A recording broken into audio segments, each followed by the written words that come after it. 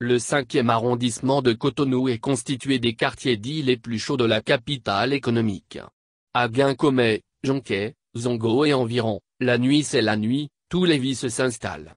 Dans cet environnement très peu enclin aux bonnes mœurs, les plus belles âmes sont souvent enrôlées et s'égarent pour peu. Pire, certains parents inconscients livrent leur progéniture au travail de sexe. À peine les dernières lueurs du jour se sont éteintes, que l'axe Guincomet-Jonquet-Zongo s'est déjà revêtu de sa parure vespérale. Défilé de silhouettes féminines de toute taille et de tout teint dans une atmosphère corrompue à la nicotine. Tapis dans l'ombre et à l'assaut de clients, les reines de la nuit n'ont pas de temps pour les curiosités extra-érotiques ou les discours éthiques.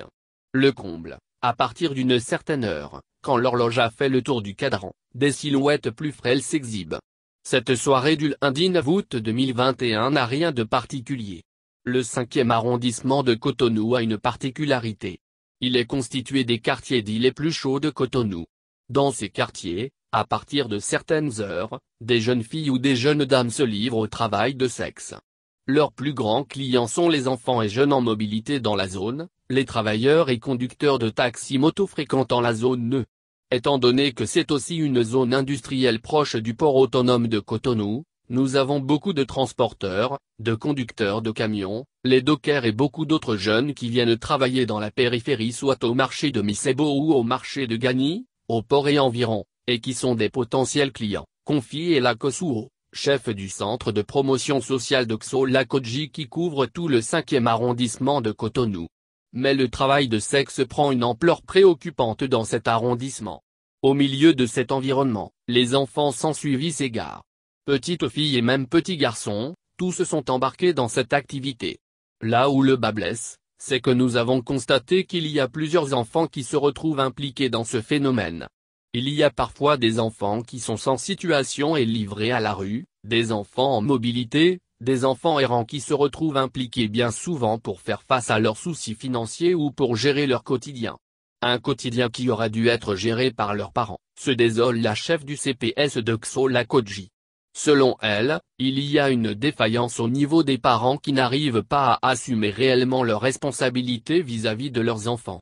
Ceux-ci se tournent alors vers leur père ou d'autres personnes à figure parentale qui souvent abusent de leur naïveté pour les entraîner dans des activités dégradantes ou des actes prohibés.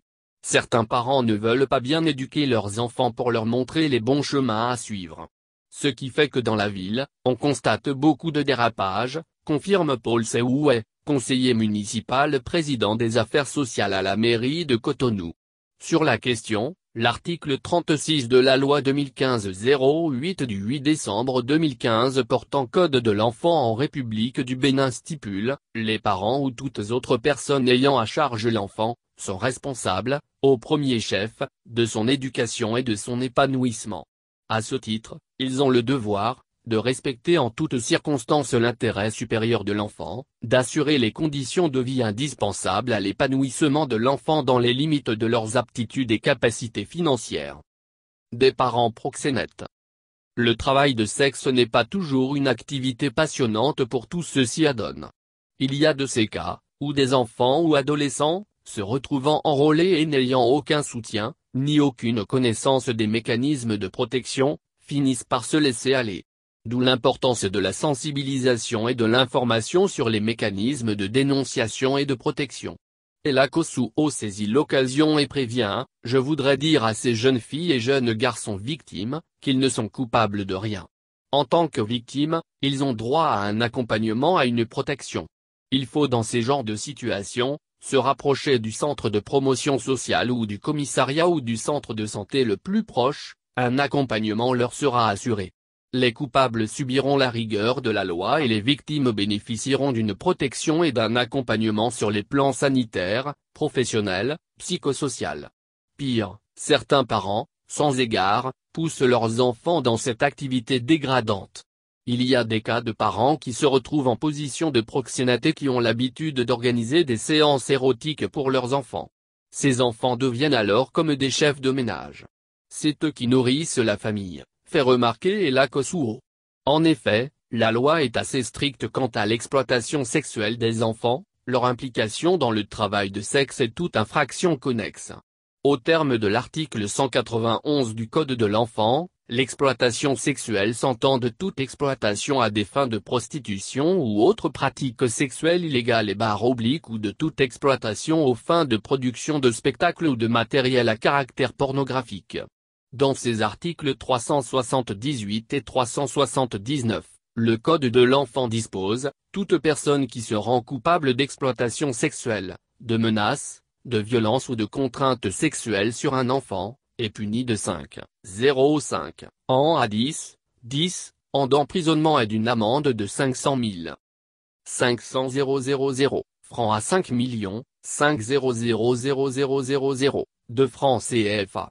Le fait d'attenter aux mœurs, en incitant à la débauche et à la pornographie un enfant est puni de 6,06 mois à 5,05 ans d'emprisonnement et d'une amende de 100 000 à 500 000 francs CFA. La peine est portée au double lorsqu'il s'agit d'un enfant de moins de 13 ans ou si l'acte incriminé est tenté ou commis soit par un ascendant légitime, naturel ou adoptif de la victime ou par une personne ayant autorité sur elle, soit encore par une personne qui a abusé de l'autorité que lui confèrent ses fonctions. Dès que nous sommes informés ou que nous arrivons à identifier des cas du genre, la procédure judiciaire est enclenchée. Nous faisons également le suivi avec le personnel du centre intégré de prise en charge situé dans l'enceinte du CHUMEL, Comel, pour la prise en charge sanitaire et psychosociale de l'enfant pour lui permettre de restaurer sa dignité et d'établir à nouveau un projet de vie, que nous accompagnons jusqu'à ce qu'il soit réalisé. Nous avons eu à récupérer un petit garçon impliqué dans le travail de sexe, victime d'exploitation sexuelle. Il est actuellement en formation professionnelle de coiffure, assure la chef CPS de Xo-La-Kodji. Puis elle sensibilise, le principal rôle du parent, c'est d'éduquer son enfant et de lui assurer le gîte et le couvert. En utilisant les enfants comme fonds de commerce, vous n'êtes plus parent. Vous déléguez votre rôle aux enfants. Et la loi est stricte à l'égard de toute personne complice ou autre d'exploitation sexuelle des enfants. Les parents doivent prendre leurs responsabilités. Tant qu'on a la force et la santé et la volonté, tout homme ou toute femme peut trouver à faire afin de nourrir ses enfants. Pour nourrir un enfant, on n'a pas besoin de millions. On peut vivre dignement en fonction de ses moyens. Emmanuel Abodjan, commissaire de police, chef adjoint de la brigade des mœurs, appuie, tout parent doit être conscient de ce que son rôle de père ou de mère est d'éduquer son enfant. Les parents doivent prendre la mesure des choses désormais et agir en bons éducateurs pour que leurs enfants n'aillent pas se faire éduquer par la rue. Sensibilisation à la parentalité responsable.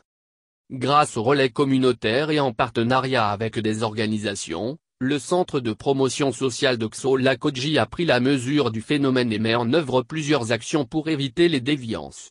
Le CPS a entrepris, depuis quelques mois, de sillonner les quartiers pour identifier les victimes et entamer le processus d'accompagnement social personnalisé de tous les enfants impliqués dans le travail de sexe. Et pour renforcer les actions de prévention, un club ado a été mis en place. C'est un regroupement d'adolescents et jeunes dans le monde extrascolaire qui se réunissent tous les mercredis à 14 h et qui sont sensibilisés hebdomadairement sur plusieurs thèmes en relation avec la santé sexuelle et reproductive des adolescents et jeunes. Cela permet d'avoir ces adolescents et ces jeunes à l'œil pour les accompagner et les encadrer tout au long de leur formation professionnelle jusqu'à leur installation, va expliquer Ella Kosuo, chef du centre de promotion sociale de Xo-La-Kodji. Outre le rôle d'avant-gardiste, le club ado est également un mécanisme de protection de l'enfant. C'est aussi un creuset de dénonciation par les pairs, de tous les comportements ou actes prohibés que l'un ou l'autre membre de ce club aurait tenu ou serait obligé à faire, ajoute la chef du CPS de Xo-La-Kodji. À l'en croire, le CPS de Xo-La-Kodji envisage également plusieurs activités de routine pour la sensibilisation au dialogue parent-enfant. 6 séances sont prévues. La première séance a démarré ce lundi 9 août pour sensibiliser et former les parents et tuteurs du 5e arrondissement sur la conduite du dialogue parent-enfant. Plusieurs autres activités sont menées afin de responsabiliser les parents sur l'éducation et l'encadrement de leurs enfants, ajoute Ella Kosuo. Notre héritage durable, ce sont les enfants. Nous avons donc l'obligation de les éduquer, va soutenir Paul Seoué, conseiller municipal à la mairie de Cotonou et président des affaires sociales. À l'en croire, La mairie de Cotonou, avec l'aide de ses partenaires, agit et soutient toute initiative allant dans le sens de la responsabilité des parents.